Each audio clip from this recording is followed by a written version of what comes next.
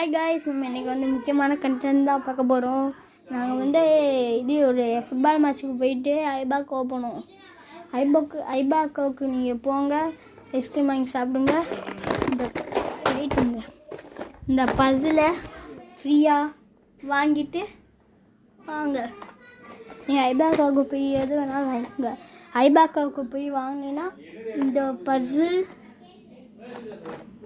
பஸ்ஸில் ஃப்ரீ. இங்கே போயிட்டு வாங்க. இது உங்களுக்கு ரொம்ப முக்கியமான கண்டென்ட்டு.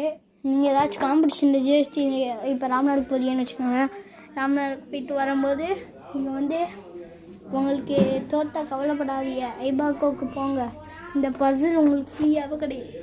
காம்படிஷனில் சேர்றனாலும் இது கிடைக்கும் உங்களுக்கு.